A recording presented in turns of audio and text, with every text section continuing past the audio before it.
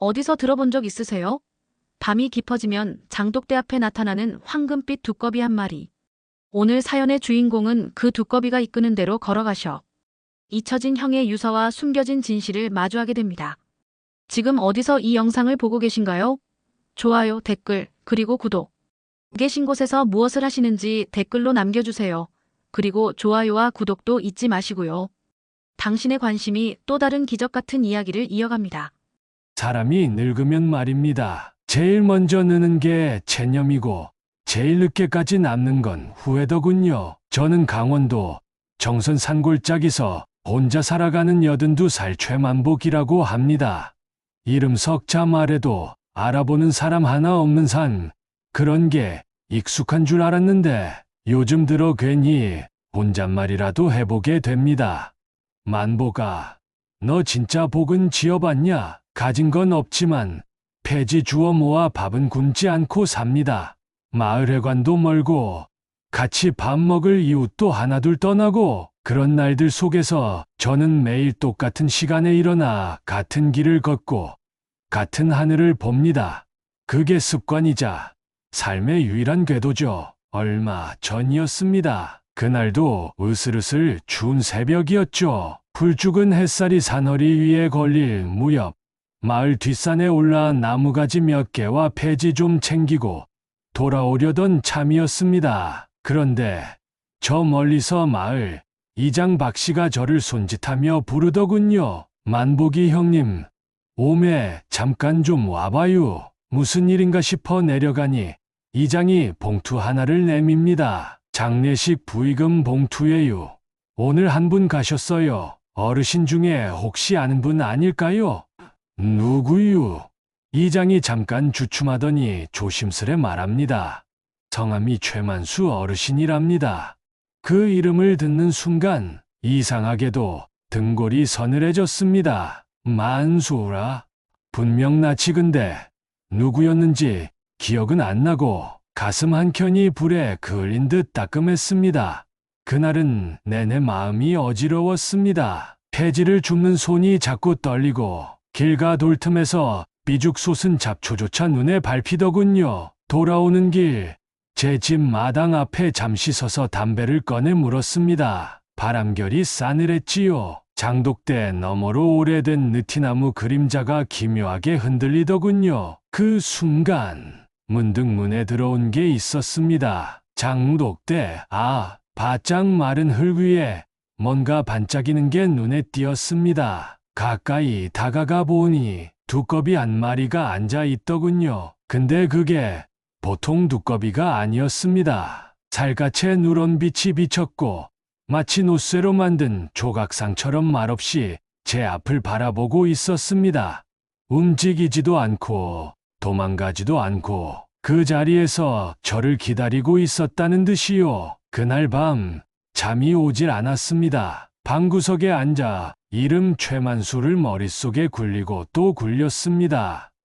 그리고 70년도 넘게 묻어놨던 기억이 하나 기어이 떠올랐습니다. 만보가, 경아 말 잘 들어야 한다. 알았지? 나무숲 사이에서 내 손을 꼭 붙잡던 쌍둥이 형의 얼굴. 1951년 장날, 그날 어머니가 저희 둘을 데리고 시장에 나갔고 형은 인파 속에서 사라졌습니다. 그 뒤로 어머니는 눈물로 세월을 삼켰고 저도 차츰 그 기억을 마음속에 묻고 살았습니다. 하지만 왜 하필 이름도 같고 부고도 나에게로 오고 심지어 오늘 그 기이한 두꺼비까지, 이건 그냥 우연이라고 넘길 수 있는 일일까요? 그날 밤은 이상할 정도로 조용했습니다. 정선 산골은 본래 밤이면 바람 소리, 들짐승 소리, 나무잎 부딪는 소리라도 들리기 마련인데 그날따라 그런 소리가 하나도 들리지 않았습니다. 귀가 멀쩡한데 세상이 멎은 듯 고요했지요. 그 두꺼비, 장독대 앞에 앉아있던 그놈 말입니다. 대문을 닫고 들어왔는데도 자꾸 머릿속에서 떠나질 않더군요. 눈꺼풀을 감으면 그 두꺼비 눈이 자꾸 겹쳐 보였습니다. 어디선가 본 듯한 눈, 어쩐지 어머니 눈 같기도 하고 어릴 적 형이 말없이 바라보던 눈 같기도 했습니다. 꿈인지 생시인지 모를 새벽녘, 저는 어김없이 잠에서 깼고 몸은 여전히 묵직했습니다. 장작을 때려다 말고 마루에 앉아 담배를 문 순간 대문 밖에서 인기척이 들렸습니다. 이장이 다시 찾아온 것이었습니다. 만복이 형님, 저기 그 어르신이 돌아가시기 전에 말입니다. 마지막으로 한 말을 전해 들었어요. 그게 이상해서 말이죠. 이장은 낡은 모자를 벗고는 조심스럽게 말을 이었습니다. 최만복 산에 있다 전해줘. 그게 마지막이었답니다. 그 말을 듣는 순간 등줄기를 따라 싸늘한 기운이 훅 내려왔습니다. 정말 그렇게 말했어요. 제 이름을? 예, 옆에서 간병인이 직접 들었다고 하더라고요. 그래서 어쩌면 연고가 있을지도 모르겠다 싶어서 조문 한번 다녀오시는 게 좋을 것 같아서 그날 저는 한참을 아무 말 없이 마당에 서 있었습니다. 겨울로 접어드는 햇볕은 차갑기만 했고 흙먼지가 뿌연 공기 사이로 부유하는 걸 보며 생각했죠. 이건 무언가 뜻이 있는 거다. 그 이름을 남긴 이유가 있을 거다. 결국 저는 그날 마을 이장이 내어준 봉투 하나 챙겨 버스를 타고 읍내 장례식장으로 향했습니다. 정선에서 평창까지 2시간 가까이 걸렸습니다. 가는 내내 마음이 조마조마했고 차창 밖 산 그림자는 한층 짙게 내려앉아 있었습니다. 도착한 장례식장은 한산했습니다. 한쪽 빈소에 들어서자 조문객은 몇 명뿐이었고 기미한 향 냄새와 함께 슬픈 국악 소리가 흘러나왔습니다. 상주로 보이는 남자가 저를 보고 일어서며 인사를 건넸습니다. 어르신 혹시 최만복 선생님이신가요? 그 말에 가슴이 철렁했습니다. 예, 그런데요. 그는 떨리는 눈으로 제 얼굴을 오래 바라보더니 한쪽 벽면에 놓인 영정을 가리켰습니다. 여기 이 사진 좀 봐주십시오. 저는 그 말을 따라 천천히 영정 앞으로 걸어갔습니다. 그런데 그 사진을 보는 순간 제 다리가 풀려 그대로 주저앉을 뻔했습니다. 영정 사진, 군복을 입은 청년, 그 얼굴이 젊은 시절의 저였습니다. 광대뼈, 이마 흉터, 눈매, 인매, 모든 게 너무 똑같았습니다. 이게 어떻게 된 겁니까? 이건 제가 예전에 친구한테 줬던 사진인데 그 사진을 여기에 어떻게? 제 말에 상주는 잠시 당황한 듯하다가 조심스럽게 말했습니다. 고인께서 돌아가시기 전 사진 한 장 없이 지내셨답니다. 가진 것도 없고 남겨진 가족도 없고 그런데 마을 회관 옛 앨범에서 이 사진을 보여드렸더니 아무 말도 없이 눈물만 흘리셨답니다. 제 눈가도 뜨거워지기 시작했습니다. 겨우겨우 말을 잇기 시작했지요. 이건 제가 20살 무렵 전방 군대 가기 전에 친구한테 준 사진입니다.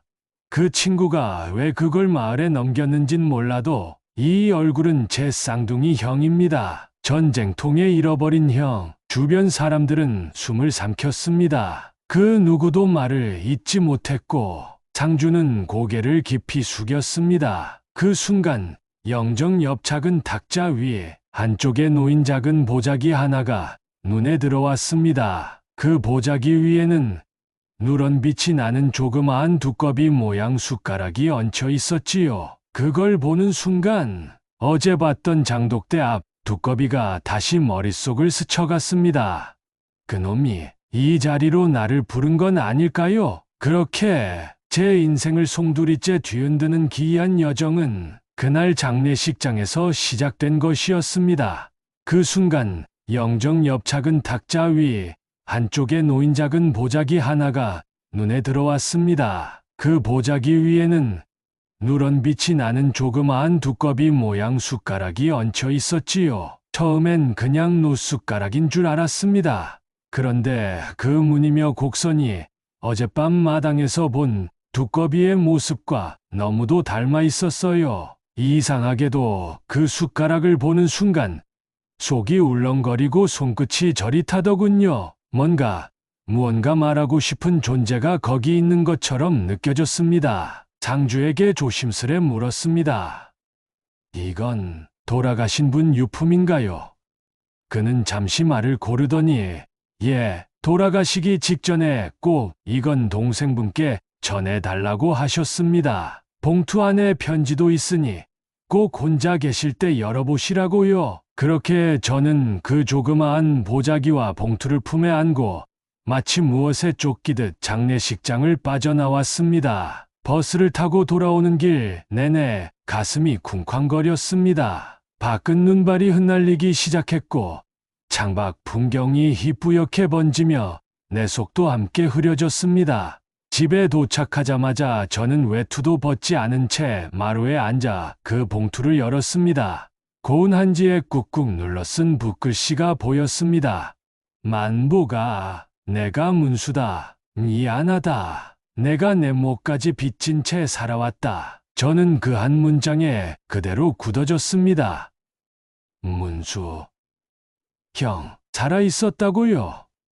아니, 지금껏 어딘가에서 나 몰래 왜 아무 말도 없이 편지는 몇 장 되지 않았지만 그 안엔 평생을 죄책감 속에 살아온 형의 흔적이 고스란히 담겨 있었습니다. 가장 마지막 장, 접힌 종이 끝에 단 한 줄이 적혀 있었습니다. 그 뒤주 밑을 파보게. 우리 집 안방, 장독대 옆에 놓인 오래된 뒤주. 대를 이어 써온 나무 뒤주였지만 이제는 쌀을 담지도 않고 장판 고이는 걸 막기 위한 무게추로만 남아 있었죠. 형이 왜 하필 그걸 말했는지 처음엔 알 수 없었습니다. 하지만 편지를 손에 든 그 순간 어제 마당에 앉아있던 황금 두꺼비의 시선이 이상하게 그 뒤주 쪽을 향해 있었다는 기억이 떠올랐습니다. 갑자기 온몸에 소름이 돋았습니다. 그날 밤 저는 아무에게도 말하지 않고 홀로 삽을 들고 안방을 파기 시작했습니다. 가마솥 떼던 부엌과 안방 사이에 묘하게 낮은 구간이 있었는데 어머니가 돌아가시기 전까지 거긴 절대 파지 마라 하셨던 곳이었죠. 괜히 어른들 말 거역하는 기분에 망설였지만 경의 마지막 유언이 그곳이라면 더 이상 피할 이유가 없었습니다. 벽장에서 옛 호미를 꺼내 조심스럽게 마룻바닥을 들춰냈습니다. 바닥을 파내는 일은 생각보다 고됐습니다. 오래된 장판 밑에서 먼지가 풀풀 날렸고 진흙처럼 굳어있는 흙이 호미 끝에 근덕지게 달라붙었습니다. 두꺼운 뿌리 같은 게 걸릴 때마다 심장이 쿵 내려앉았고 내심 어떤 비밀이 나오지 않을까 긴장도 됐죠. 그렇게 한두 시간쯤 팠을까요? 땅 속에서 딸깍하는 소리와 함께 무언가 단단한 것이 부딪혔습니다. 조심스레 흙을 더 걷어내자 낡은 나무 상자가 하나 드러났습니다. 세월이 흐르며 반쯤 썩은 뚜껑은 손으로도 들릴 만큼 허술했지만 뚜껑을 여는 순간 저는 말 그대로 숨을 삼켰습니다. 그 안에는 비단 보자기에 쌓인 종이 뭉치와 닳고 다른 은비녀 하나가 들어 있었습니다. 그리고 그 은비녀 옆에 또 하나의 작고 누런 두꺼비 숟가락이 처음 본 것과 똑같은 형태로 조용히 자리하고 있었습니다. 비단을 풀어보니 그것은 족보의 일부였습니다. 그런데 그 족보에는 이상한 이름이 하나 적혀 있었습니다. 최문수. 경의 이름이 맞긴 한데 그 아래에 경북 문경거주라는 생소한 글자가 적혀 있었죠. 문경. 우리 가족은 대대로 정선에 살아왔는데 이게 무슨 말인가? 더 기이한 건 족보의 마지막 페이지 하단에 작게 적혀 있던 문장 하나였습니다. 뒤주 아래 묻힌 자가 진실을 품고 있다. 이건 그냥 오래된 족보가 아니었습니다. 무언가를 감추고 누군가의 흔적을 봉인한 말하자면 누락된 가족사였습니다. 그 순간 누군가 뒤에서 거기서 뭐 하세요? 하고 묻는 소리에 깜짝 놀라 고개를 돌렸습니다. 낯선 젊은 남자가 안방 문턱에 서 있었지요. 그는 깔끔한 셔츠에 공무원 명찰을 달고 있었고 손에는 행정서류 봉투를 들고 있었습니다. 혹시 최만복 어르신 맞으시죠? 이번 개발 대상지 현장 확인차 들렀습니다. 마침 계셨네요. 저는 말문이 막혔습니다. 그 젊은 남자의 뒷배경 너머로 내 뒤주와 마루, 그리고 방 한가운데 땅이 파헤쳐진 모습이 한눈에 들어오고 있었으니까요. 그 젊은이는 자신을 행정직 공무원이라고 소개했습니다. 이름은 민우, 정선군청 도시개발과 소속이랍니다. 처음엔 그저 일 처리하러 온 줄 알았어요. 그런데 그 젊은이가 제 성함을 미리 알고 찾아온 데다 손에 든 서류 봉투에는 제 이름과 주소가 또박또박 적혀 있더군요. 의아해서 물었습니다. 우리 집이 무슨 행정 대상입니까? 그는 웃으며 말했죠. 예, 이번에 도로 확장 개발이 진행되는데요. 어르신 대기 도로 계획선에 포함됐습니다. 보상 절차 안내 드리러 왔습니다. 그 말을 듣는 순간 귀에서 무언가 뚝 끊어진 느낌이 들었습니다. 개발, 보상. 그 말은 곧 이 집을 밀겠다는 소리 아닙니까? 경이 남긴 유서, 뒤주 밑에서 나온 족보와 은비녀, 그리고 이 집안에 깃들어 있는 수십 년의 시간들이 이제 와서 불도저 밑으로 사라지게 생긴 거죠. 저는 흥분을 감추지 못하고 말했습니다. 그게 말이요. 이 집이 그냥 집이 아니에요. 여긴 뭔가 있어요. 여기서 뭐가 나왔어요. 옛 족보고, 은비녀고, 그냥 지나칠 수가 없어요. 민우는 저를 한심하다는 눈으로 보며 말했습니다. 어르신, 그런 미신 같은 소리는 이제 그만하셔야죠. 요즘 세상에 무슨 뒤주에서 족보가 나오고 은비녀가 귀한 줄 압니까? 저희는 원리 원칙대로 절차만 밟습니다. 필요한 보상은 받을 테니 너무 걱정 마세요. 그 말에 저는 아연실색했습니다. 그 눈빛, 마치 노인네가 망상에 사로잡혀 헛소리하는구나 싶은 기색이 역력했지요. 하지만 저는 분명히 느꼈습니다. 경이 남긴 단서들, 그리고 두꺼비가 이끌었던 방향들, 이것이 단순한 우연이 아니라는 걸 말입니다. 그날 밤 저는 마당에 다시 나가보았습니다. 어딘가 또 다른 단서가 있을 것 같았지요. 장독대 주변을 손전등으로 비추며 돌아보는데 마당 모퉁이 돌담 밑에 작은 흙무더기가 하나 솟아있는 걸 발견했습니다. 예전엔 없던 것이었습니다. 가까이 가보니 그 위에 마른 나무잎이 가지런히 덮여 있었고 그 잎사귀들 사이로 뭔가 번들거리는 게 보였습니다. 조심스레 걷어내자 그 아래에 또 하나의 황금빛 두꺼비 숟가락이 묻혀 있었지요. 이번 것은 약간 작고 등껍질에 이상한 문양이 새겨져 있었습니다. 마치 고지도처럼 생긴 문양이었어요. 저는 그것을 들고 안으로 들어와 낮에 찾은 족보와 편지를 다시 펼쳐보았습니다. 족보 속 형의 이름, 아래 적혀있던 문경이라는 글자, 그리고 이 숟가락 등에 새겨진 문양, 이건 분명히 지도를 나타낸다고 직감했습니다. 종이와 숟가락을 겹쳐보니 등껍질 문양의 선과 종이 위 무늬가 일부 맞아떨어졌습니다. 그 지점은 정선읍 바깥으로 난 옛길 하나, 지금은 거의 쓰이지 않는 산길 근처였습니다. 경은 왜 하필 그곳을 남겼던 걸까요? 거기 무엇이 있는 걸까요? 다음 날 저는 다시 이장을 찾아갔습니다. 그에게 물었습니다. 혹시 정선에서 문경으로 통하던 옛 산길 아십니까? 이장은 눈을 동그랗게 뜨더니 말했습니다. 아, 그거요.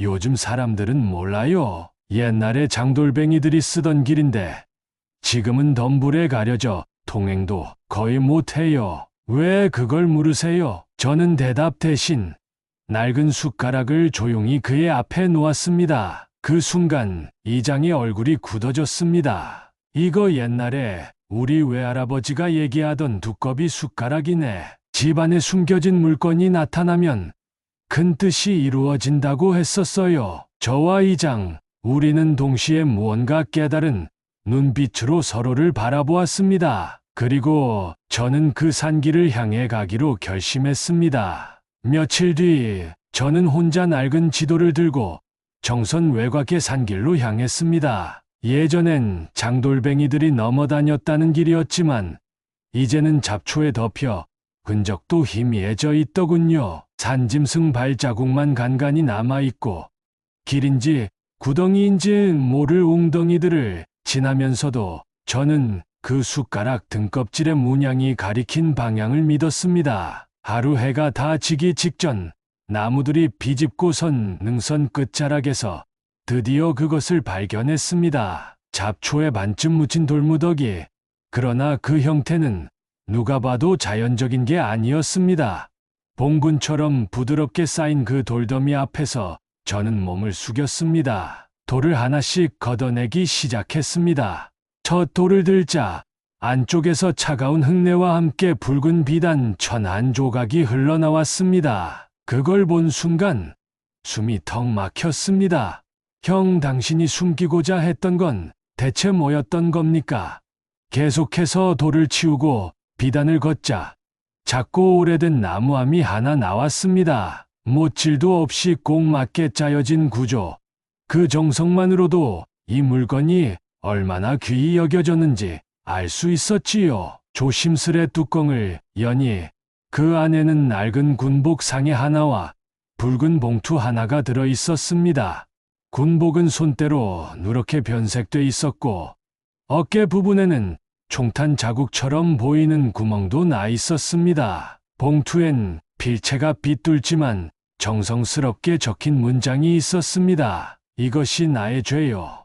나의 평생이다. 저는 천천히 봉투를 열어 안에 편지를 꺼냈습니다. 그 편지에는 형 최문수가 남긴 고백이 담겨 있었지요. 그는 6.25 전쟁 당시 부대가 후퇴하던 혼란 속에서 실종된 것으로 처리됐지만 사실은 탈영 상태로 살아남았다고 했습니다. 자신은 살아서도 살 수 없는 죄인이라 여기며 다른 이름으로 다른 사람의 삶을 대신 살았다는 것입니다. 더 놀라운 건 편지 말미에 쓰인 이름이었습니다. 최문수가 아닌 최만보, 분명히 제 이름이었습니다. 경은 말했습니다. 나는 내 목까지 살았고 그래서 내 이름을 묻었다. 대신 너의 이름으로 남았다. 저는 그 문장을 수없이 되뇌며 앉아 있었습니다. 경은 제 이름을 가슴에 품고 살았고 자신의 죄를 속죄하기 위해 제 삶을 빌려 살았던 겁니다. 그 진심에 저는 눈물을 멈출 수 없었습니다. 산에서 내려온 그날 밤 저는 민우에게 전화를 걸었습니다. 이 집 그냥 밀지 마라. 여기에 우리 가문의 진실이 있다. 그러나 민우는 여전히 차가운 말투로 대답했습니다.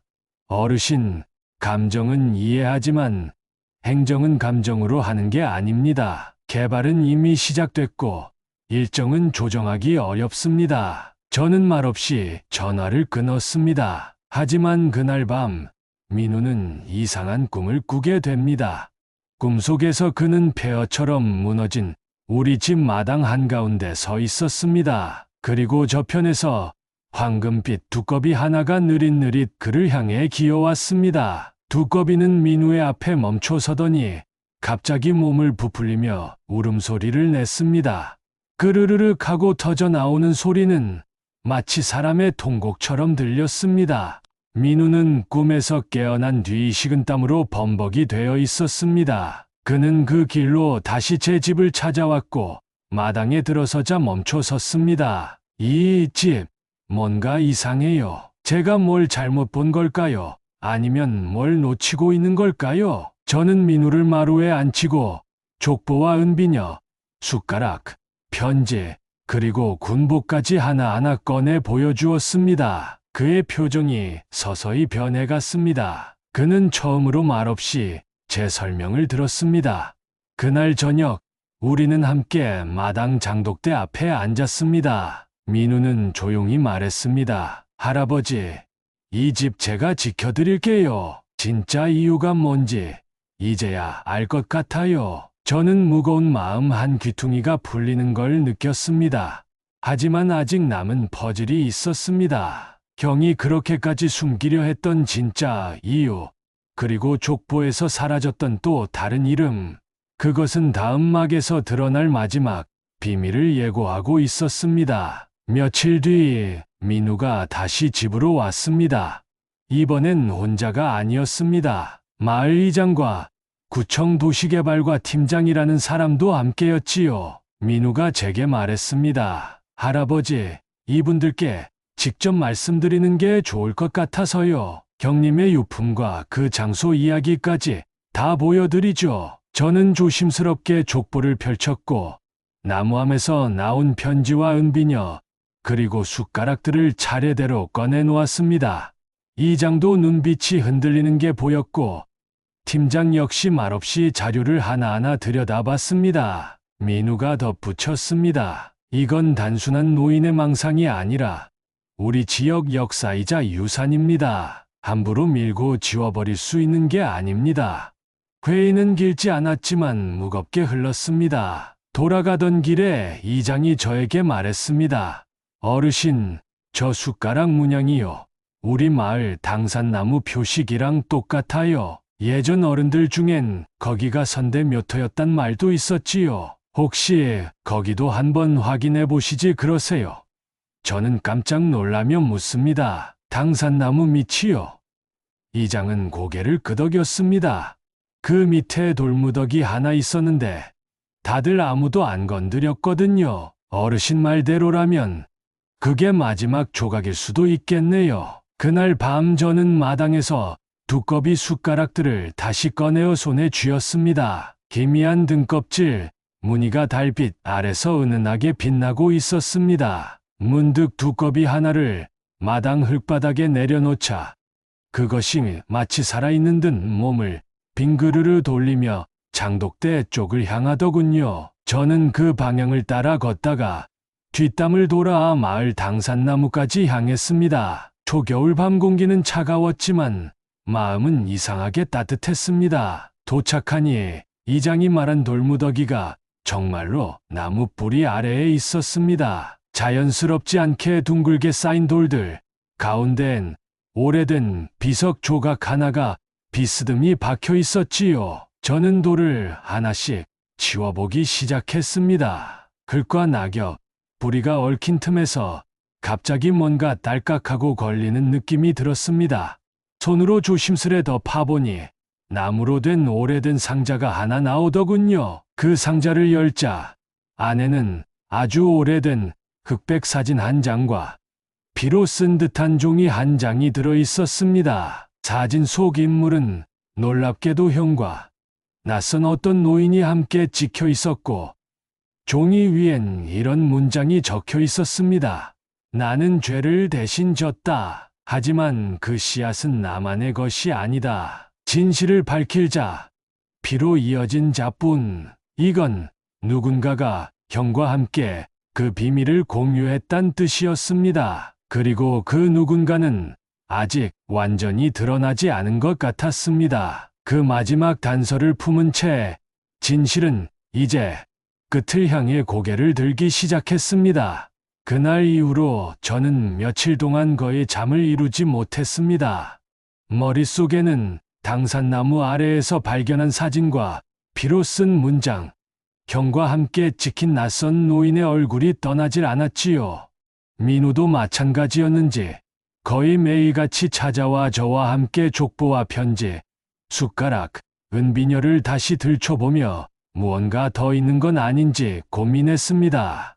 마당 한켠에 놓인 황금 두꺼비 모양 숟가락들은 어느새 마치 제사상처럼 가지런히 놓여 있었고 그 앞에 앉아있노라면 이상하게도 마음이 차분해졌습니다. 마치 그 두꺼비들이 우리 곁에 머물며 지켜보고 있다는 느낌마저 들었지요. 그날 저녁 민우가 문득 말했습니다.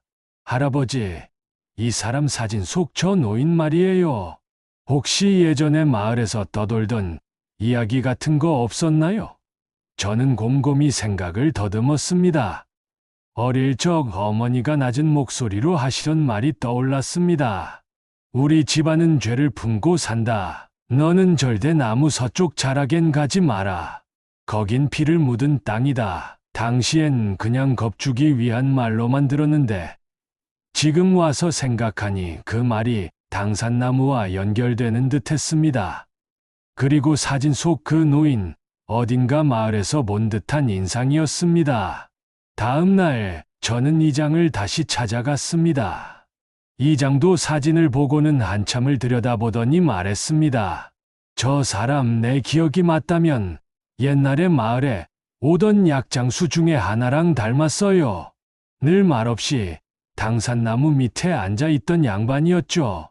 사람들이 미쳤다고도 했고 귀신 본다고 수군대기도 했고 그런데 어느 날 갑자기 사라졌어요. 저는 버뜩 뇌리를 스치는 생각에 자리에서 일어섰습니다. 그 사람이 형과 함께 있었던 이유, 그리고 피로 쓴 그 편지의 의미, 그 모든 것이 이제야 하나로 이어지는 듯 했습니다. 그날 밤, 저는 민우와 함께 다시 당산나무 아래로 향했습니다. 저희는 돌무더기가 있던 자리에 앉아 사진과 편지를 다시 펼쳐 놓았습니다.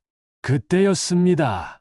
어두운 나무 뒤편에서 바스락거리는 소리가 들렸고 등불을 비추자 마을의 한 노파가 조심스레 다가왔습니다. 그 사진 나도 본 적 있어요. 저희는 놀라서 그녀를 바라보았습니다.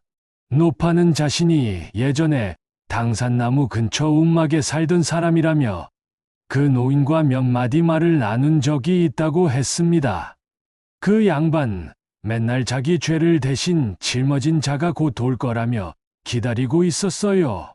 사진 속 청년을 닮은 사람한테 뭔가 전해야 한다고. 민우와 저는 숨이 턱 막혔습니다. 그 노인이 기다리던 사람이 바로 저였던 겁니다.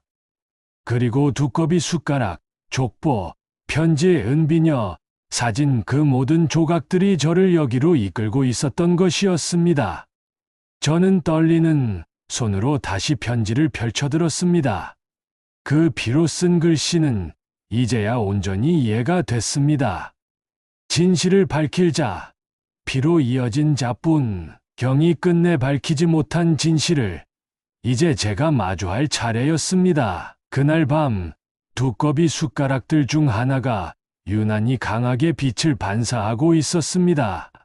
민우가 그것을 들고 말했습니다. 할아버지, 이건 무슨 문이 열리는 열쇠 같아요. 어디선가 뭔가 더 있을지도 몰라요. 저는 조심스럽게 고개를 끄덕였습니다. 그리고 다시 마당의 뒤주, 장독대, 그리고 옛집 구석구석을 살펴보기 시작했습니다. 벽장 안쪽, 오래된 기왓장 틈에서 저는 마치 구멍처럼 움푹 꺼진 곳을 발견했습니다. 그곳에 숟가락을 가져다 대자, 딸깍하는 소리와 함께 틈이 벌어졌고 안쪽에서 또 하나의 편지와 족보의 마지막 장이 나왔습니다. 편지에는 이렇게 적혀 있었습니다. 만보가, 나는 너를 지우고 너로 살았다. 나를 용서하지 말고 내 이름도 남기지 마라. 하지만 내가 진실을 알게 되었을 때 우리 집안의 이름은 다시 복을 받을 것이다. 두꺼비가 길을 열어줄 것이다. 저는 끝내 눈물을 참지 못하고 그 자리에 주저앉았습니다.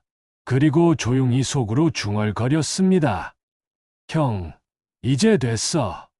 나 다 알았어. 우리 다시 이어졌어. 그날 밤 민우와 저는 마지막으로 숟가락들을 장독대 앞에 정갈하게 세워두고 향을 피웠습니다. 황금빛 두꺼비 하나가 마당 구석에서 조용히 기어와 그 숟가락들 앞에 앉았습니다. 마치 의식을 마무리하듯 그것은 고개를 천천히 숙였고 곧 아무 소리 없이 사라졌습니다. 남은 것은 기이한 고요함, 그리고 깊은 안도감이었습니다. 다음 날 아침, 마당에 앉아있던 저는 바람에 흩날리는 족보의 마지막 장을 다시 펼쳐들었습니다. 경의 글씨로 적힌 마지막 문장, 두꺼비가 길을 열어줄 것이다는 이제 더 이상 은유처럼 느껴지지 않았습니다. 그건 정말로 무언가를 가리키는 길잡이였습니다. 저는 민우와 함께 두꺼비 숟가락을 하나하나 손에 들고 집 안 구석구석을 살펴보기 시작했습니다. 오래된 장롱 뒤편, 천장석가래 사이, 장독대 바닥까지 그날 하루 종일 우리는 땀을 흘리며 집을 뒤졌습니다. 그리고 마침내 마루 밑 장판을 걷어낸 자리에서 이상한 울림을 느꼈습니다. 두꺼비 숟가락의 끝을 살짝 대자 마치 오래된 자물쇠가 풀리는 듯한 소리와 함께 장판 밑 나무판이 들썩였습니다. 조심스레 나무판을 드러내자 그 안엔 작고 정갈한 나무 상자가 또 하나 숨어 있었습니다. 상자 안에는 오래된 비단 보자기에 쌓인 문서 하나와 낡은 흑백 사진 2장이 들어 있었습니다. 사진 속엔 제가 처음 보는 남자아이와 어릴 적의 형이 함께 웃고 있었고, 다른 사진은 분명 저와 형이 어린 시절 함께 찍었던 사진이었습니다. 그러나 저는 이 사진을 본 적이 없었습니다. 문서를 펼치자 그 안엔 최가좌의자의 유운이라는 제목이 쓰여 있었습니다. 유운은 손때가 묻고 글씨도 희미했지만 한 문장 한 문장이 정성스럽게 눌러 써 있었습니다. 그중 한 구절이 눈에 띄었습니다. 우리 집안은 2갈래의 피를 품고 있다. 문수는 죄를 짊어지고 만복은 이름을 품었다. 진실은 둘의 손에서 마주할 것이다. 저는 순간 머리를 얻어맞은 듯한 충격에 사로잡혔습니다. 집안 어른들이 오래전부터 이 모든 걸 알고 있었던 겁니다. 형은 혼자 죄를 짊어졌고 저는 그 이름을 이어 살아왔으며 지금 이 순간에 이르러 모든 것을 마주하게 된 거였지요. 민우 역시 그 문장을 보고는 한동안 아무 말이 없었습니다. 그날 저녁 저는 민우에게 말했습니다. 내가 왜 여기 와야 했는지 이제 알겠니? 내가 내 손자라는 게 단순한 우연이 아니었을지도 몰라. 민우는 조용히 고개를 끄덕였습니다. 할아버지, 저 처음엔 그냥 시골 노인네의 미신이라 생각했어요. 그런데 지금은 이게 역사를 지키는 일이라는 걸 알겠습니다. 그날 밤 마당 한가운데 작은 제단을 차렸습니다.